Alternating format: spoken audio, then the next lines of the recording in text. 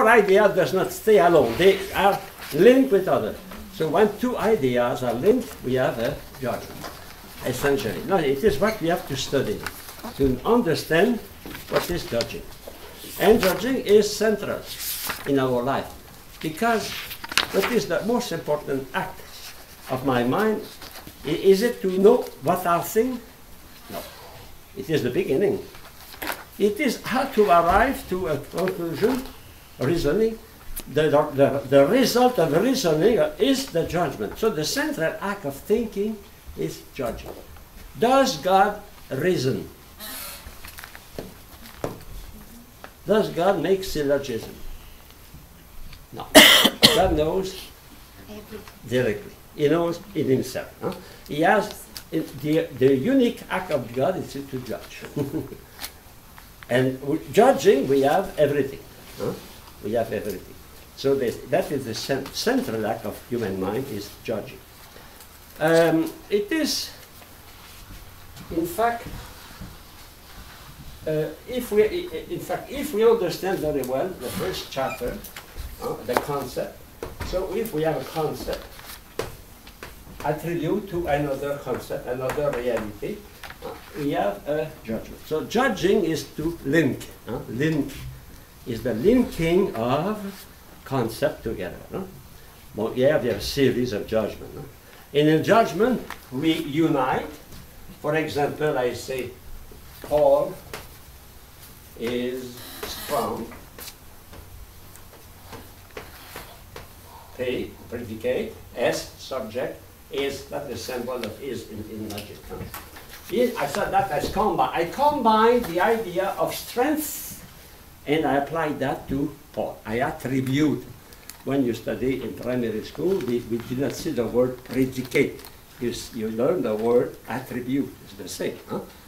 Predicare, I mean to say about. Huh?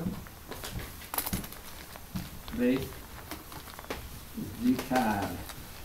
To say, pre about. I mean the word predicate in English. Huh? Predicate. Attribute is the same. Huh? Attribute. To give. Huh? Attribute, to give to someone. Okay? So we give an idea, a concept, something to the subject. We call that a predicate. Predicate, okay? And the subject. We can combine, but we can also divide. I can say John is not strong. He's not able to wake up in the morning. No, he's not strong.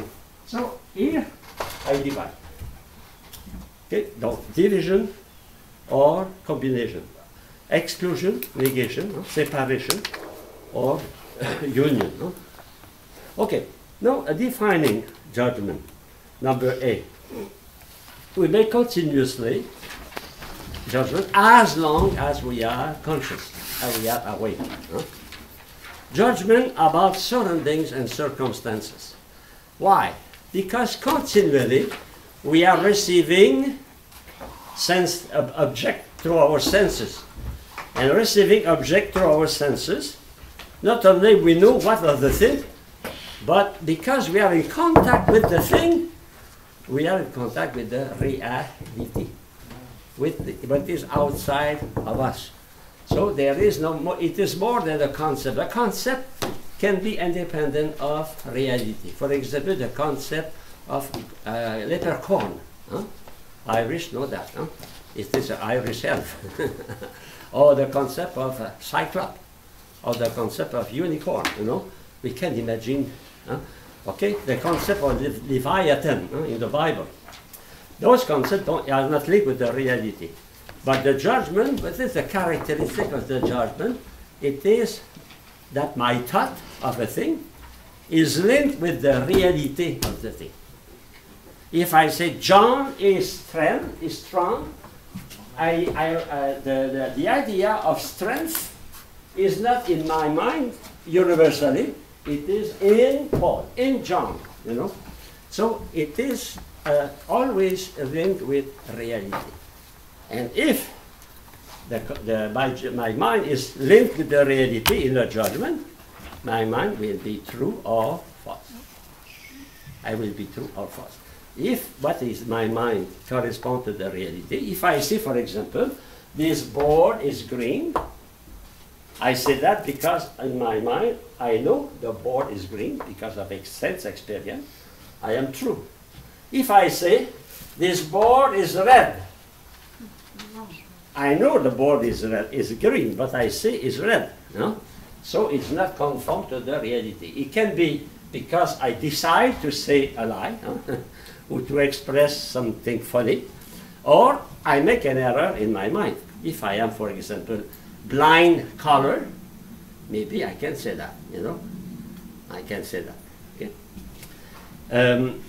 So you have here a series of continually, good morning, it's called today, etc. So what is a judgment?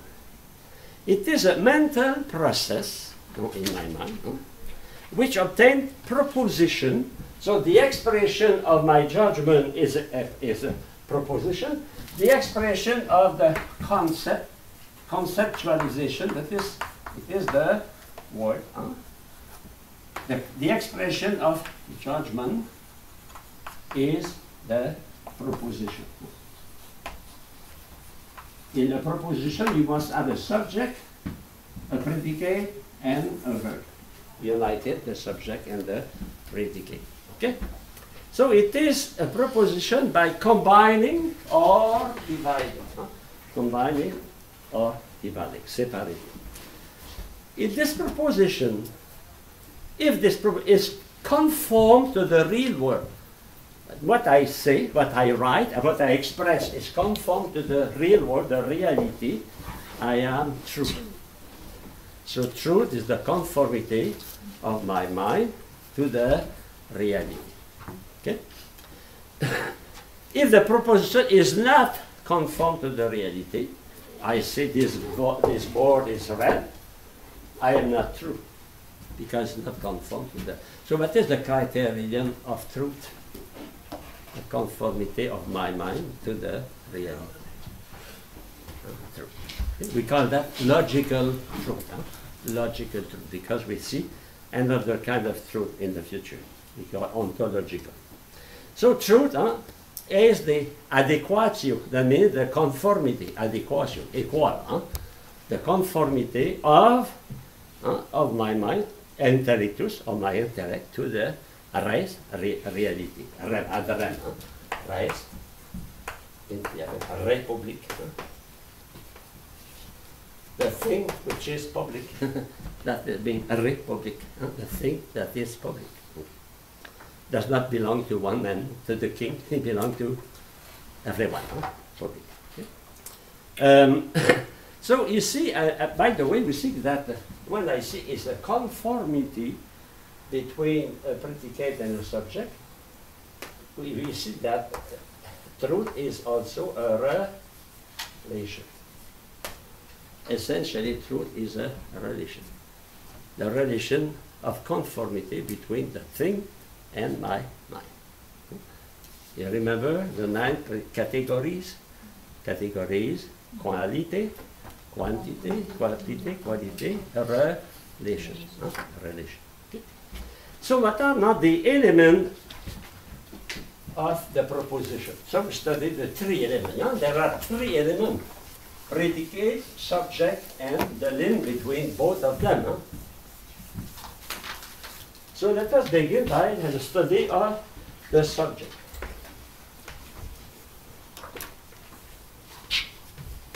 Sub means under, and yectum means place, put, place, thrown, put under. So the subject is under many things. For example, if the subject is Mary,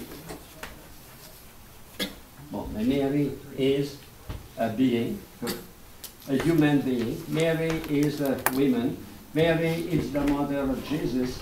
Mary is living in Nazareth. Mary is a holy woman. Is wise, is pure, is chaste. All those things are in Mary. Subject means you carry You carry the 9 other categories. You know, subject, Yes. sub, under. Caring. Of course, when we write like that. I told you, well, we should write like Chinese. We should write, for example, strong, and after that, in Paul. So Paul is strong. Strong is in Paul, but we write horizontally. Chinese write vertically. That means that you have to understand. Sometimes we use the word without understanding. It's very important to go to the etymology. Substance, you remember? Yes. Substance, stay under, to stand under. Subject, to stay under. Object, it is the thing in face of me, you know, outside of me.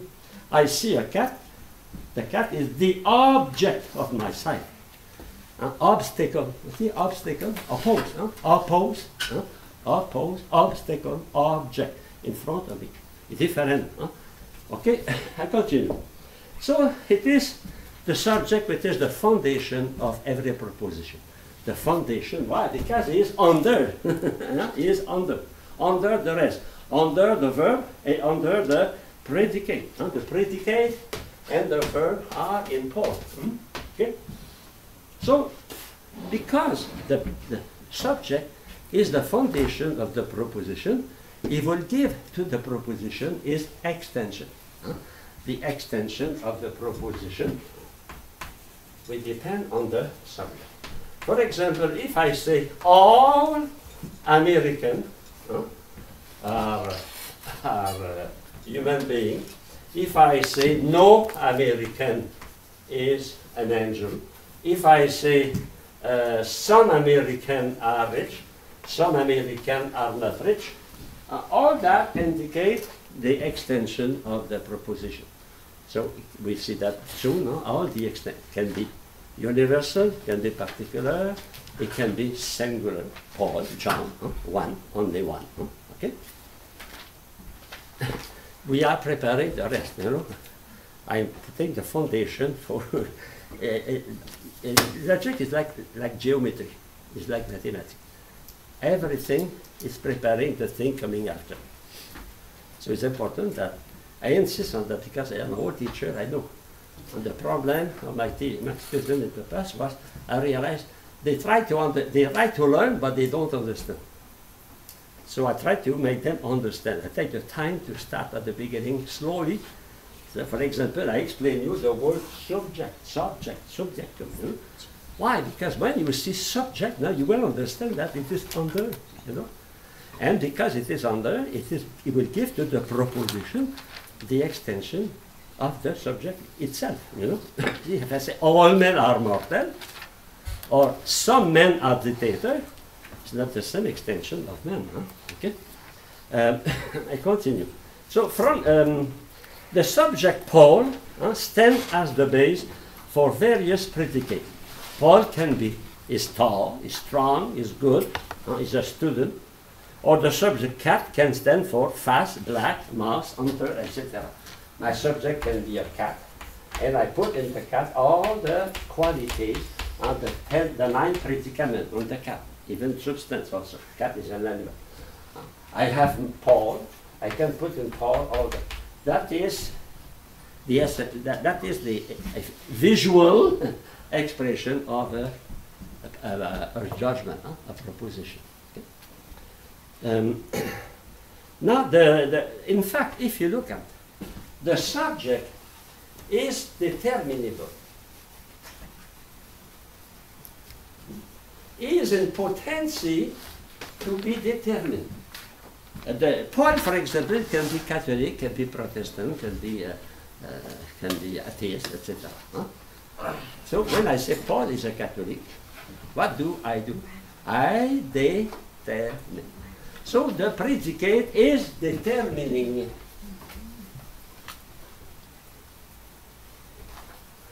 Precising what is the subject. In fact, what is a predicate is to precise the whatness of the subject. Who is Paul? Paul is a seminarian. So I precise something. That, okay? And we saw that, we studied that when we studied the predicable. The way of attributing a subject to, a predicate to a subject. Okay? I go to now, next page.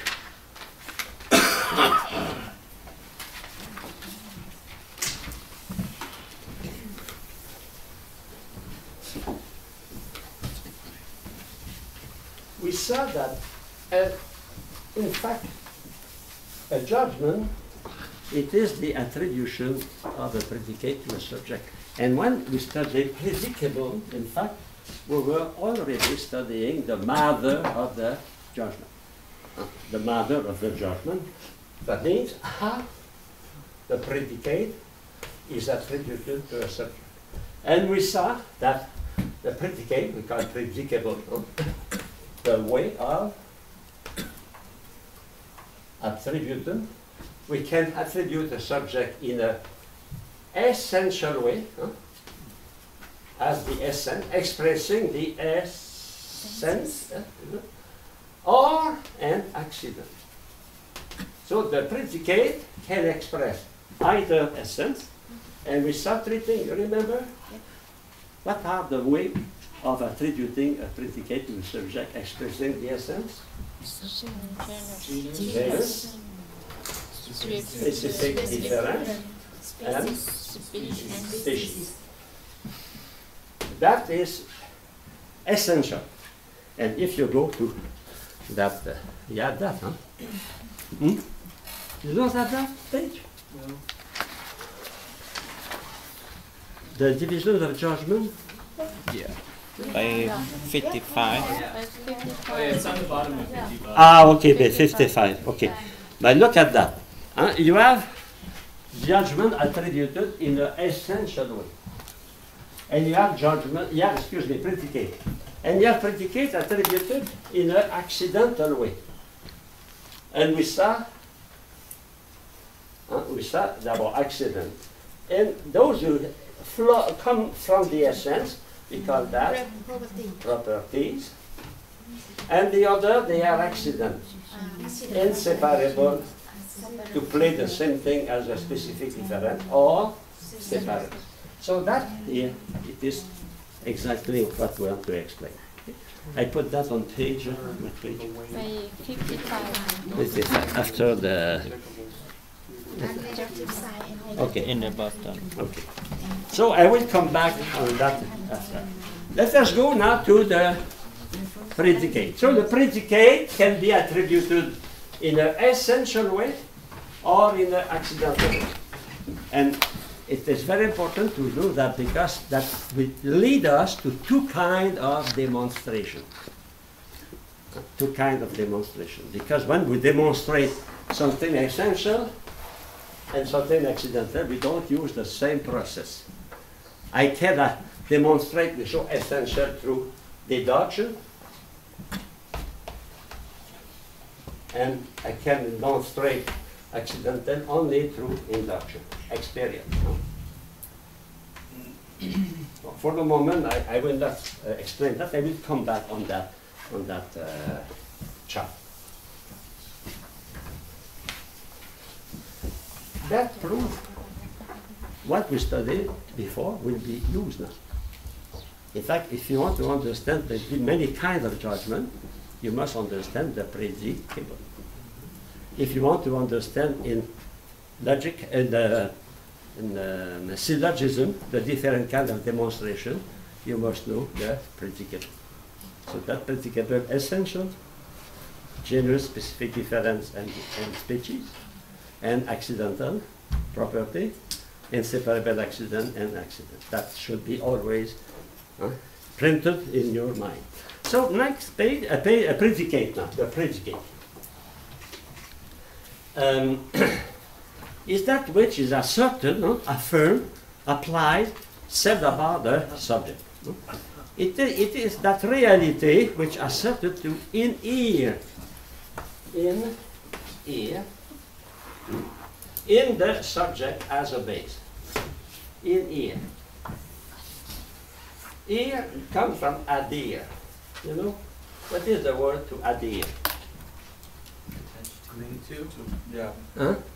Cling. To cling to, huh? To, for a thing to adhere, you put glue. When you study, you put glue on your chair. You adhere. You adhere. In here is the same. Huh? It is adhere in. Huh? To stay in. Huh? To cling in. To stay in. Adhere. Huh? In ear. Understand the word, huh? In ear comes from ad ear. In fact, it is the same root. Ear, ad ear. Here it is in direction. Here it is inside, within. Huh? Okay. So in the subject as a base. Now the subject is the base. The subject is the foundation. The subject and the predicate. Adhere. That means enter and stay in the subject. Huh? Adhere. Stay in. Huh? Adhere. Okay. In here. Whatever the predicate may be, it can be classified under one of the 10 categories. In fact, every time we apply a predicate to a subject, what do we apply? We apply being or mode of being. And what are the mode of being? They are the mode of being, the being and mode of being, the 10 predicaments, the 10 categories. Oh, 10. Yeah. Sorry. Eureka! Interesting. Yeah, the inside. Immediately when the inside is smile. Don't have a fake smile. Okay, so in here, I apply one of the 10 predicates. So we have two notions. We come back to what we studied. The notion of predicable and the notion of predicament. And now, I shall not be obliged to explain to you what is a predicable, what is a predicament. You should know that now. Okay? But I want to stress that what you study will be used continually in the future. You know, we like our house, first foundation. After we put walls, after that we put the roof. Huh? But we must have foundation. We must understand what is a predicable, what is a predicament. Okay? I go to the text here. So as the 10 kind of simple material reality, these categories can function as predicates. So the 10 categories of being or mode of being can be applied. They can be predicated. They can be attributed to the subject. And when a predicate is a predicament or category is attributed to a subject, we have a judgment. We have a proposition. Huh? Okay? So to summarize, the predicate inheres in the subject at its base, and the predicate fall under the 10 categories. So we have some examples here. Okay? Now I go to copula. Now we have a subject, we have a predicate, we have a link between them, and that link is called copula. In Latin, copula means link. Huh? Link. Okay? So some observation first. The combination of the subject and the predicate indicate the time.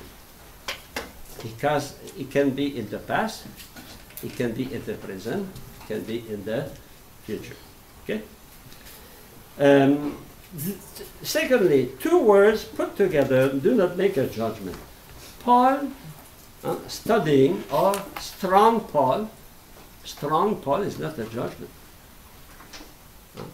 Kind Mary is not a judgment.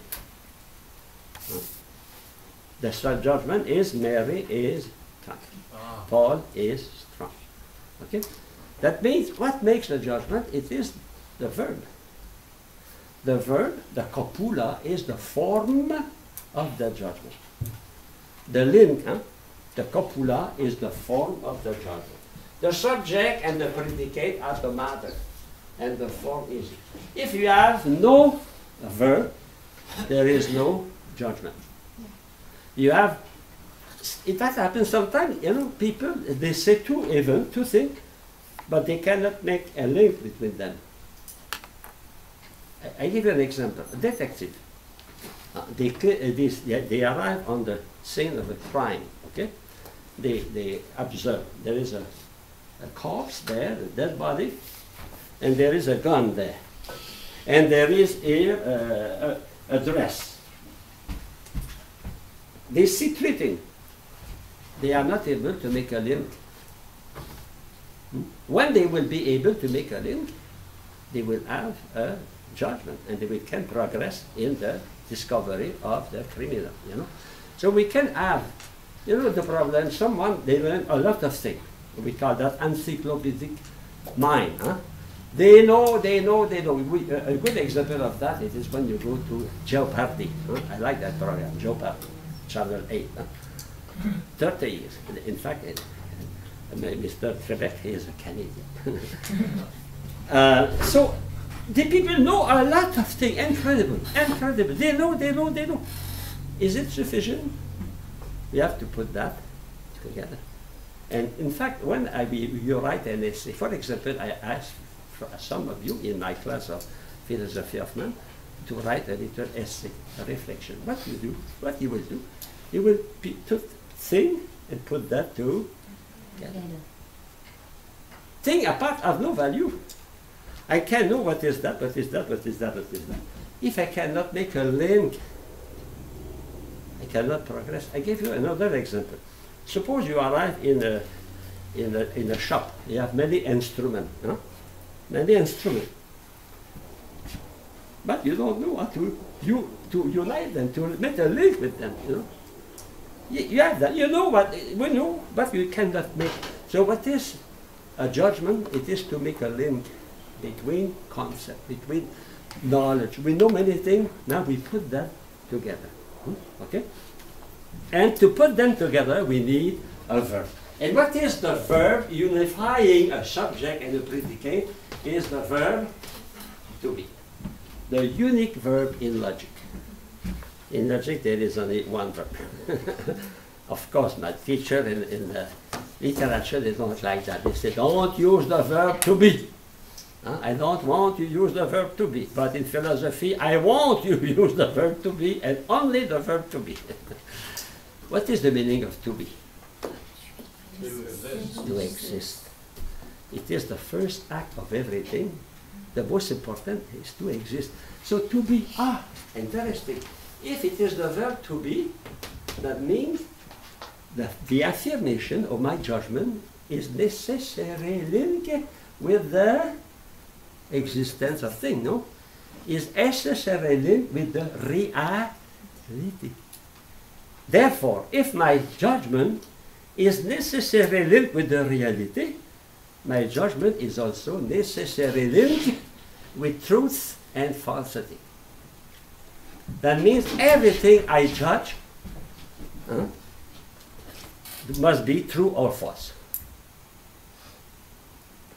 True if it is conform to the reality, and false if it does not conform to the reality. And why I can say that?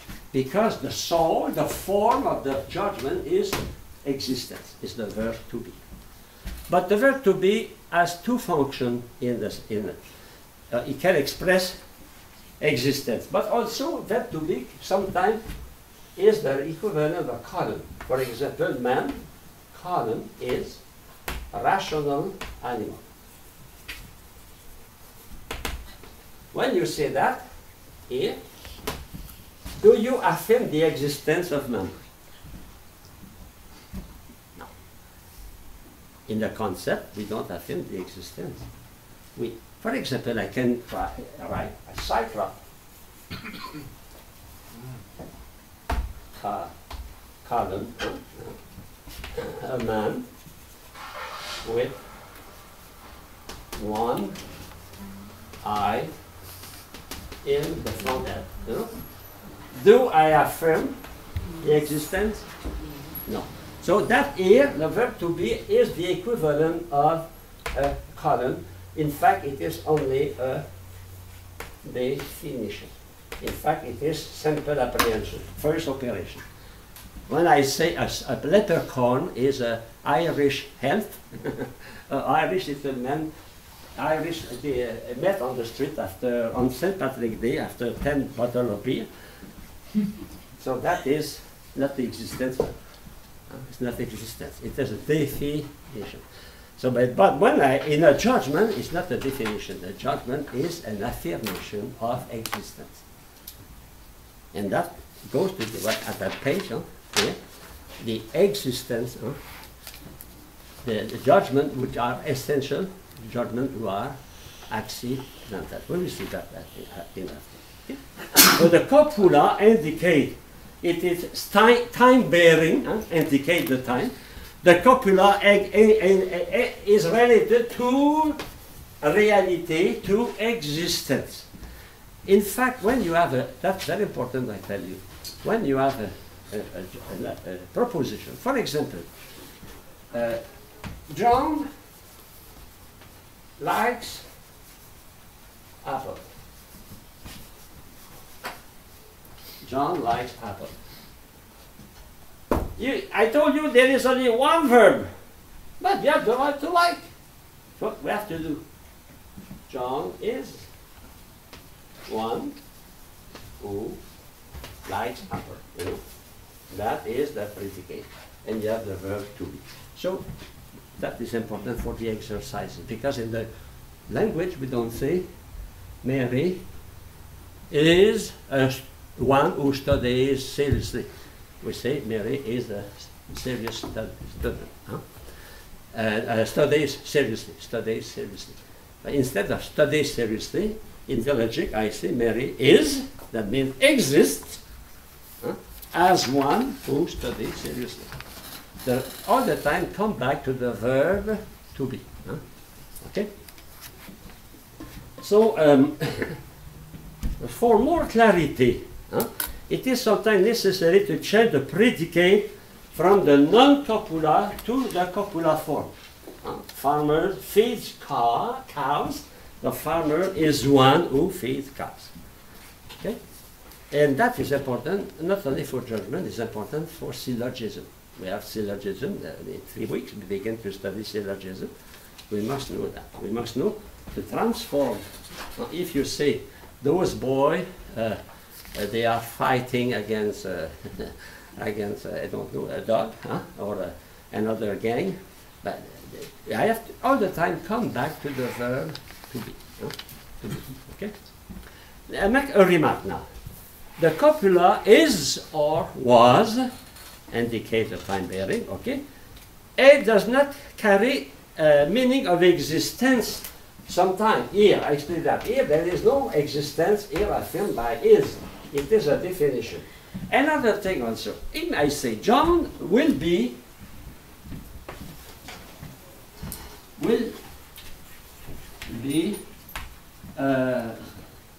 a priest.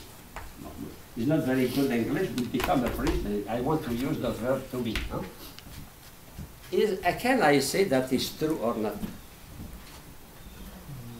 No. Because the future is not a fact. It is only a probability. So I cannot, there is no truth and no falsity in the future. The falsity is only for facts. Facts are either past or present. For example, I can say, yesterday you were in my class, all of you. I can say this morning, all of you, you are in my class. Can I say with certitude and truth, tomorrow, each of you will be in my class? No. It's a probability. Maybe someone will be sick, absent for any reason. So in fact, the judgment, the truth of judgment is only about the past and the present. The future is only probability, except for God. And for us, we don't know. Okay? Now I go to, so the verb to be or to exist. In fact, we don't say exist. But in fact, when I say John is a golfer, that means John exists as a golfer. Huh? But we don't say that. But in my mind, I must know that the verb to be is related to the existence of John. I cannot say John is a golfer if John does not exist. At that time, it's not true or false. If it is, for example, Santa Claus is very generous. He gives many, because he gives many gifts to the children at Christmas. Santa Claus. Is it true? No. No. Why? Santa Claus does not exist, except for those who are 6 years old and less. You understand, huh? So I can say many things, affirm many things, but not everything is true. The criterion of truth is the relation to the existence, to the reality. And when I say Santa Claus lives in Canada, you know that, huh? He's a Canadian. you don't believe me? Okay, write a letter to Santa Claus. I give you the code. Huh? I said that in the other class. H-O, H-O, H-O, O. Is the postal code of Santa Claus. And every year, I taught that in the other class, we receive thousands and thousands and thousands of letters from the whole world, from people writing to Santa Claus in Canada. Canada, oh. And believe it or not, every letter is answered. Every letter is answered. Because they are volunteer, about 25,000, 30,000 people working for the post office, and during that Christmas time, they answer every letter. You know why? Because many children, when they write to Santa Claus, they express big problems. Big problems. Abuse, for example. Huh? And what they do, they send that to the country, so the country can take care of the case. You know? Santa Claus exists, you can say almost really, but of course it does not exist but in fact it is one of the most important reality at Christmas time for the post office. Those who saw the movie, the 35th Avenue, remember that? And to prove a letter, big batch of letters. And that is continue every year. Thousands of letters from China, from Africa, from everywhere to Santa Claus. North Pole. Canada. Not the United States. Something you don't possess. Okay. Now I continue. Now, negation. Okay, look at the example. The elephant ivory is valuable. Okay, I refer to something real. Huh? I tell you that angels exist. Huh? God is. What is the? When God is, Moses said, "Who are you?" He said, "I am who I am. I am. I am."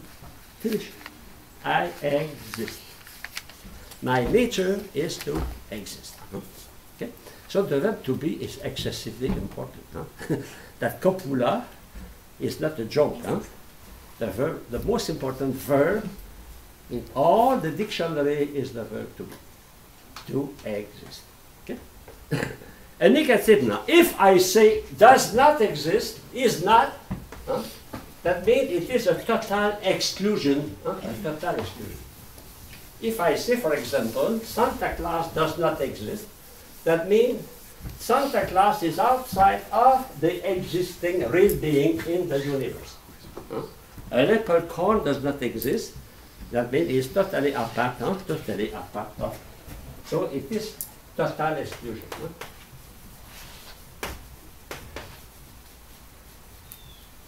Total exclusion. Here, it is partial inclusion.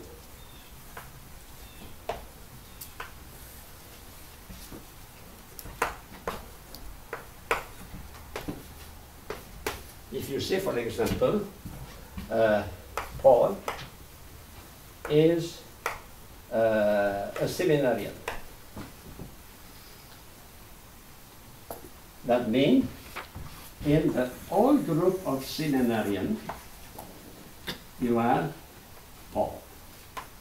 So seminarian apply to Paul in a particular way. Paul is included in the group of seminarian. Man is an animal, man is in the group of animals. Here it is total exclusion. If I say Paul is not Protestant, because he's a Catholic, he's a seminarian. Huh? So you have the group of Protestants here, and you have Paul here.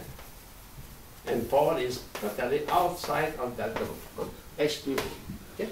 So the verb to be imply the existence of the subject in something in a group, or the exclusion of the subject from another group. So when you say affirmation, subject is a part of the predicate. When I have a negation, the subject is totally apart from the predicate. Okay? What? Yes. Did they invent those signs just to save time? The Did they invent those signs just to save time in these? Yeah, just to save time? Or oh, it can be past, present, future. We don't make the time here. Huh? no, what I'm saying is, in logic, when you're doing a proof, did they do that just to save time?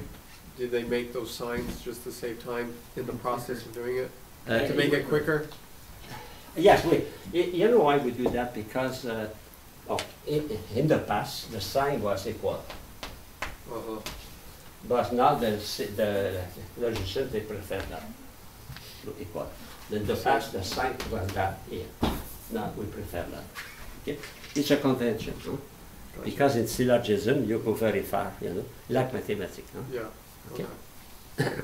Now the characteristic of the proposition. A proposition, when you affirm something, it is a categorical proposition. Huh? Categorical, or assertoric, we say sometimes. Assertoric, to affirm. Huh? Assert. Huh? To assert, to affirm. Huh? Affirmative. But the word categorical. In the word categorical, you have the word category.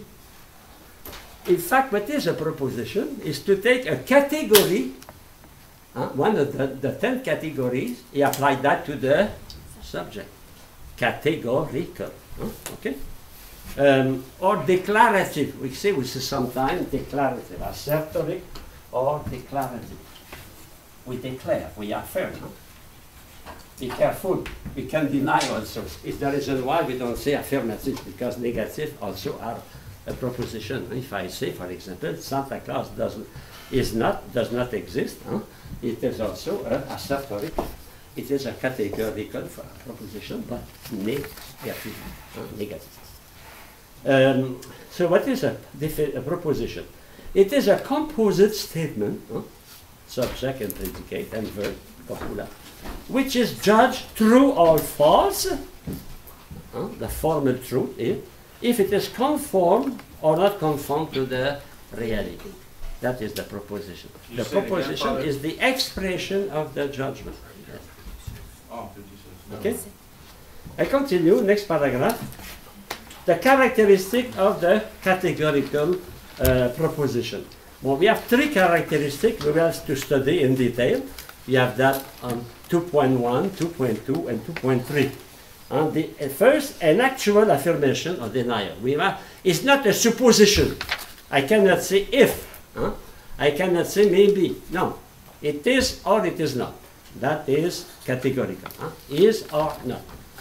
Okay. Secondly, simple. One subject, one predicate. For example, you cannot say Henry VIII was Catholic and Protestant. It's true. but it's true separately. He was not Catholic and Protestant at the same time. He was Catholic, and after he was Protestant, you know. So that is important. We see that. And finally, it can be judged true or false. Why? Because we saw that every proposition, every judgment is linked with the reality, with existence, with the verb to be. Huh? So therefore, this proposition has two qualities not mentioned in the definition. It must be actually asserted or denied. Some predicate to a subject. It is a fact. It's not a supposition. It's not a condition. Because we will see there is other proposition, conditional proposition. If you study well, you will succeed. That is if study, that is conditional. Okay? Secondly, it must stay with the point at hand. That means only one thing. We have not to add something. One subject, one predicate at a time. Like in computering, one thing at a time. If you have many things, you have to separate that. If you say John is a Catholic, is a seminarian, that corresponds to many propositions. John is a Catholic. Second, John is a is a seminarian. Second, John is a golfer. You know, so that is the way we proceed in logic. In logic. Okay. Okay. So then and only then the proposition can be judged true or false. So when we have actually a real actual affirmation, that the if there is only supposition, conditional, hypothetical, we cannot have a judgment. It is a condition. It must be actual. That is characteristic of judgment. A judgment is not about supposition. A judgment is about certitude. Something. Okay. First condition: actual affirmation. 2.1. Or denial. So we saw that is the declarative sentence. Declarative proposition sentence. Sentence is a proposition. A proposition is a sentence. Okay. And we must be attentive to make the difference between what is a proposition and what is a non-proposition. Because in our language, in all languages, we use words, but those words are not a sentence. And we have that here. We have three: the phrase, the clause, and the non-declarative sentence. So they are not true or false. Falsity, truth is only in the proposition, one predicate, one subject. Okay, look at that. For example, a phrase is a word of group of words forming a syntactic constituent with a single grammatical function. For example, an adverbial phrase: eating the apple. Eating the apple, John was walking. That means eating the apple is not a proposition. It's a phrase. A large red tomato. Okay? Paul is eating a large red tomato. All that large red tomato is the object of the action of eating. You know, it's a phrase. You have the clause. A group of words containing a subject and a predicate, and functioning as a member of a complex or compound sentence. For example,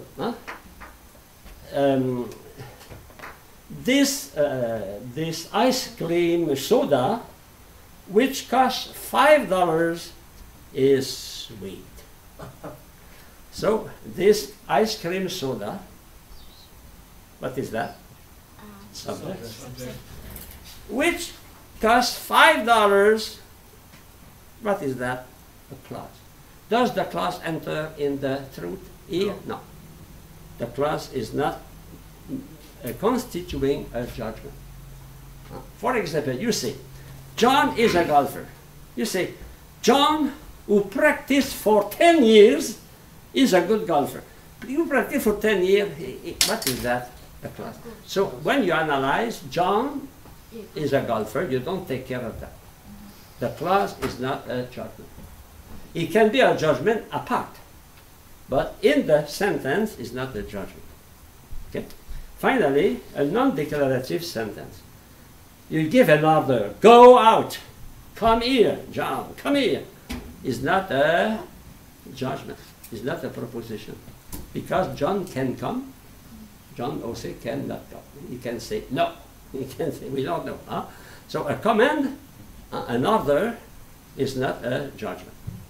Okay? Anyway, it is for the future. And a judgment does not, strictly speaking, work on the future because we don't know the future as a fact, but only as a possibility or a probability. Another example, interrogative sentence. Are students present in the classroom? No, that is not an affirmation, it's not a judgment. Finally, exclamatory. What a beautiful weather it is this morning. That is exclamation, It's emotion. It's emotion.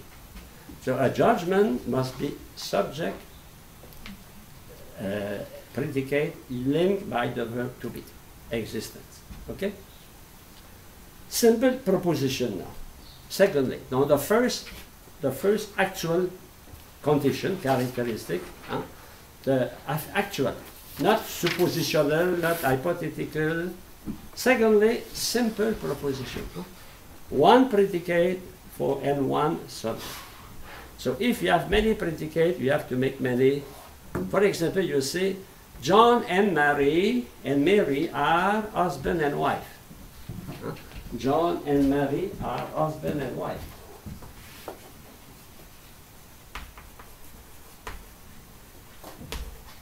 Husband and wife. You have to say, John is husband. Mary is wife. You have to decompose to arrive one subject, one predicate. Of course, the subject is not necessarily singular. It can be also universal, The rule now. One thing of one thing.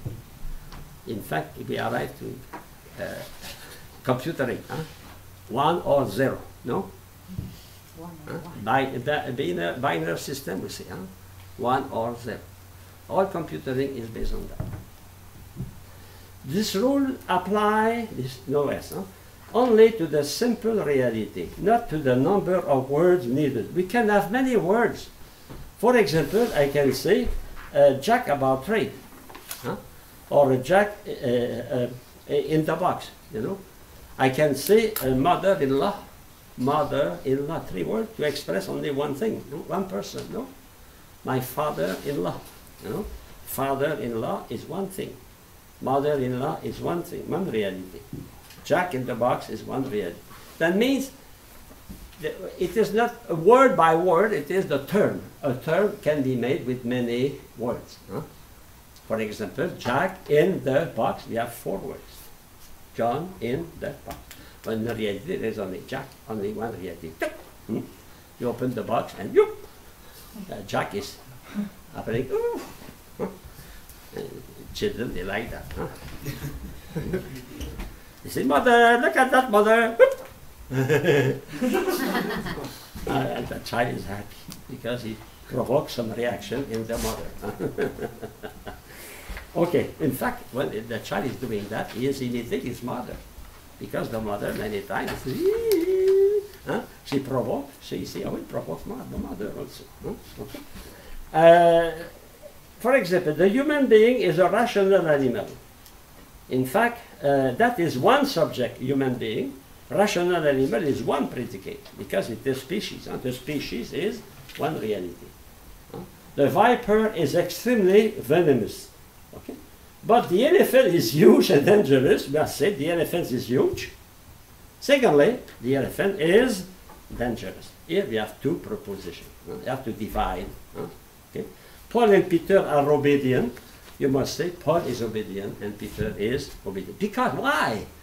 Because Peter is obedient can be true, and Paul is obedient can be false. So you have to separate in the regard of the truth and in the regard with the reality. Now, the third one, a proposition can be true or false. Can be true or false if the statement does or does not correspond to the way things are in the real world. What I think, what I say, a proposition is not what I think. A proposition, it is what I say. What I write, what I express, correspond to the reality. My proposition is true. But the proposition is the expression of the judgment. I judge that Paul is a good golfer. Because I judge Paul is a good golfer, I have reason for that. I can say, affirm, Paul is a good golfer. That is the proposition.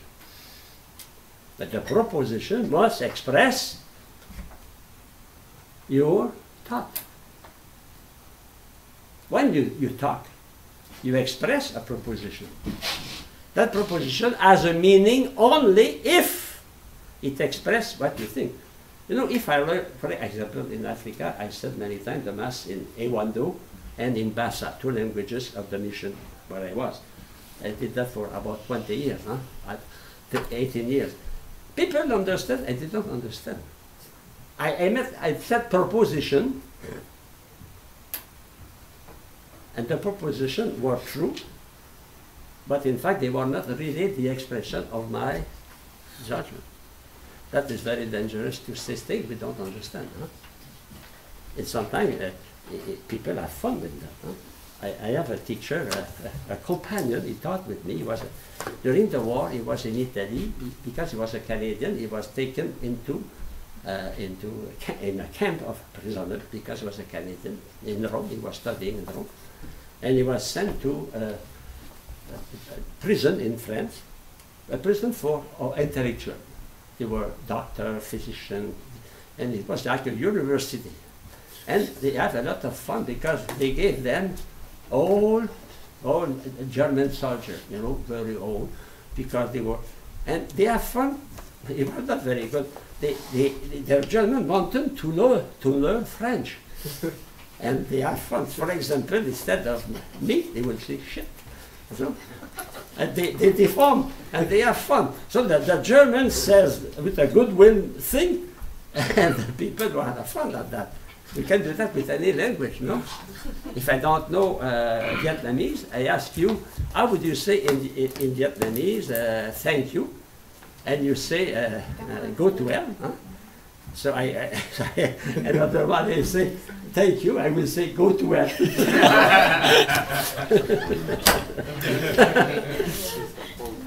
What I say has no meaning. You know? So I must express what I think. And that my proposition is true when what I say corresponds to what I think, and what I think corresponds to what it is in the reality. Huh? So I can know the reality, my judgment can be true, but my language, my expression can be false.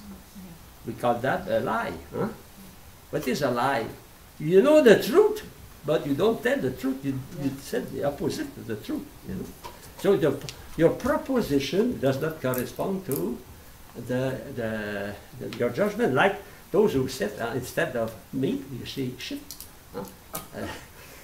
It's not very beautiful to say that. My sister worked for embassy. One of my 6 sisters worked for Canadian embassy, and she was in Oslo, Norway. And with the ambassador, she was a woman. They studied Norwegian, huh? Because they try to understand a little bit by politeness when they have a meeting to say. And when they studied, they discovered that meat in Norwegian is shit. So of course they laugh. It's normal, huh? You know. So if I use a word, the word does not correspond to the reality. As that happened, we can say a bad word instead of a good word. You remember the sister? She said, "Tengo hombres." Huh? You remember that? Oh, yeah. Huh? Tengo. I have many men. Huh? In fact, instead she wanted to say, "I am hungry." Tengo hombre. Huh? And she said, "Oh no, I'm sorry. Estoy embarazada. I am pregnant. So, but it's the same in proposition. We can use a wrong word to express something. We can use also a wrong proposition to express some truth. You know? So there is a distinction between proposition and judgment. You understand that? Huh? And when you study ethics, what is a lie? It is when I say, I write a proposition, I express a proposition that does correspond to what I know that is truth. In fact, a liar, he knows the truth, but does not tell the truth. He knows the truth. His judgment is correct, but his expression is not the same. You know? That is a lie, and that is ethics, not logic. Huh? Okay.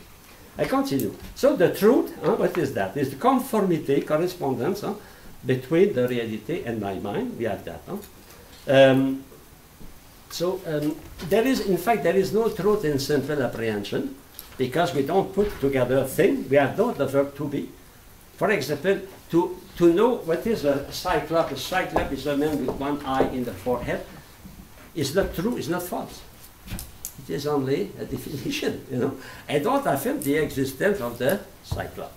Okay? So in simple apprehension, there is no truth. But in judgment, there is truth. Because I unite two concepts, two things, and if the union of the thing corresponds in my mind to the reality, I am true. So the truth essentially is a conformity of the mind, intellectus, to the reality. Okay? I continue.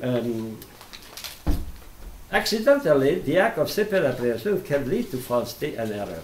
When I make a mistake, I don't have the real notion of what is a thing. Of course, I can affirm something wrong about that thing, you know.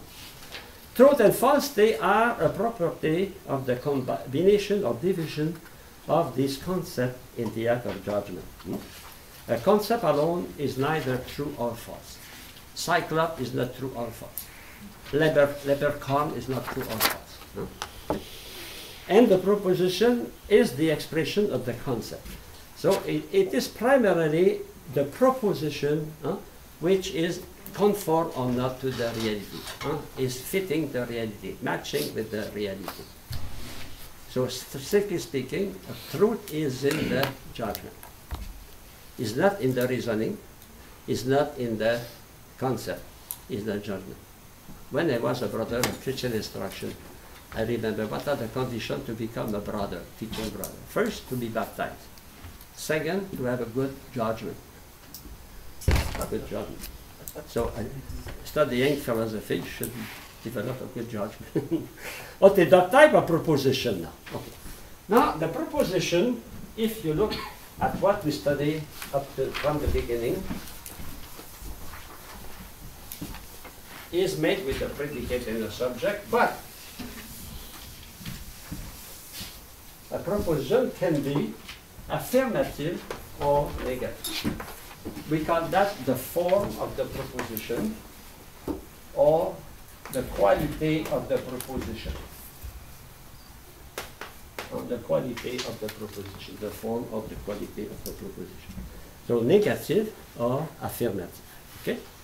And the main verb, the link, when it is affirmative, in fact, it affirms that the link between the predicate and the subject is in the reality. Always a judgment is linked with the reality. Therefore, always a judgment is linked with truth. We cannot judge without affirming the truth or denying the truth. Okay? Okay, now a remark. A negative subject or a negative predicate does not make a negative proposition. For example, if I say, a non-Christian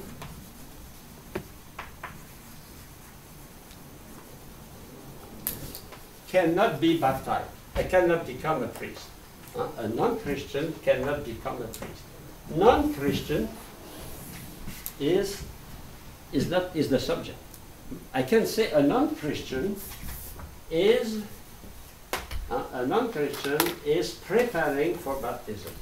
So the proposition can be affirmative, but the subject can be a non. A non-Christian, that means everybody except a Christian. You understand that? Huh? That if I say, for example, a cat is a non-dog. Suppose I said it's true, no? A cat is a non-dog, no? No. No, yeah, it is. Well, non-dog is the predicate, is affirmative, cat is the subject.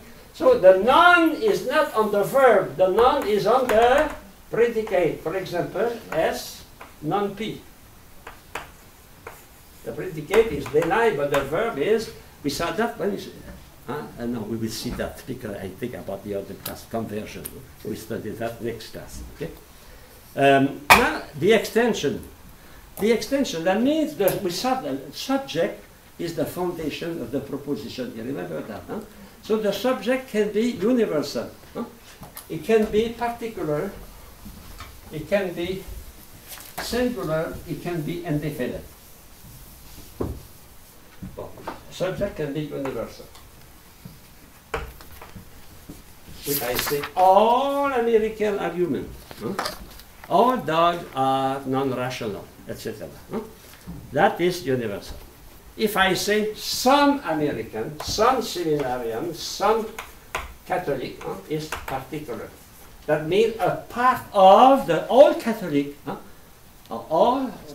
some Catholic do not pay their tithe. A part of. Huh? If I say now, John is a Catholic, that is John, it is singular proposition. Singular. And finally, if I say student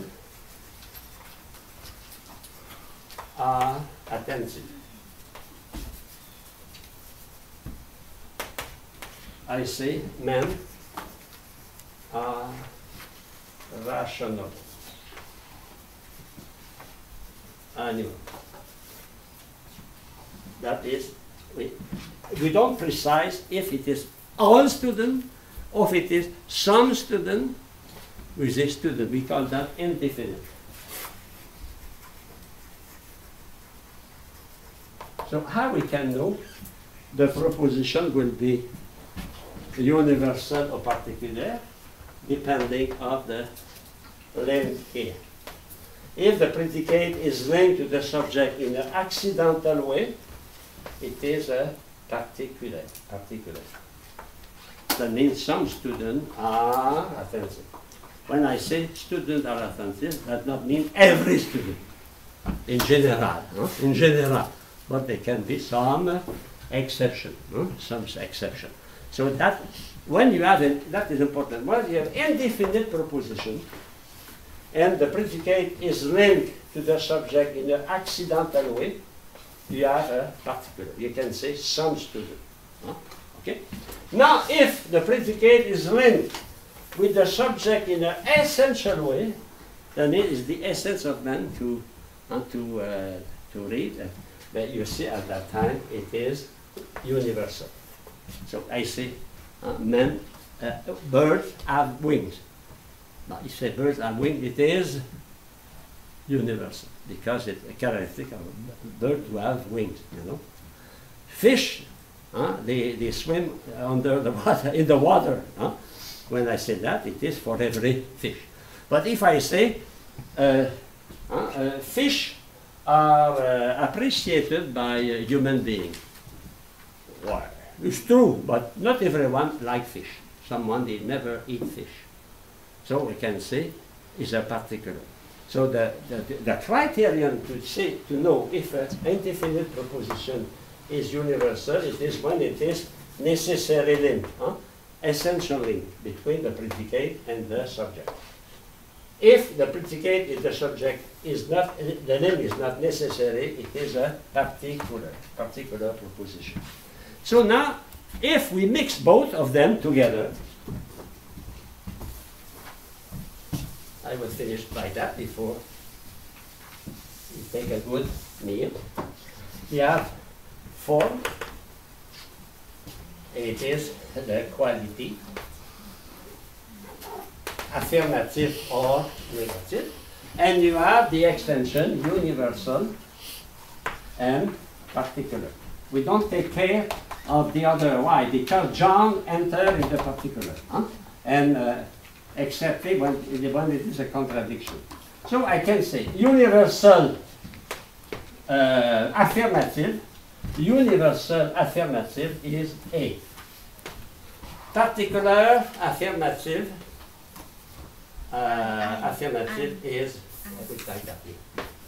is I. Universal negative is E. A particular negative is O. Af, fear, bo. Ne, bo. So when you see A, it is a universal negative. When you see E, it is a universal negative, affirmative, negative, particular, I. So now you will have to learn A, E, I, O. Mettons de la de femme, E, I, O. A, affirmative. Affirmative, universal. I, affirmative, particular. E, negative, universal negative, and O, particular negative. So next class we work on that, and we will come on that paper here. That's very, very important. We see that next week, next class. Good appetite. The dinner will be good. It's not a certitude. It's not true. It's only a probability. Hopefully. Is it stuff, brother? The stuff? I don't want it. They record all my stupidity. Oh, I forgot to do that. Next class. Oh, and where's the sister? Where's my the record? For me, there is a sister. Sister, you have the record of last year?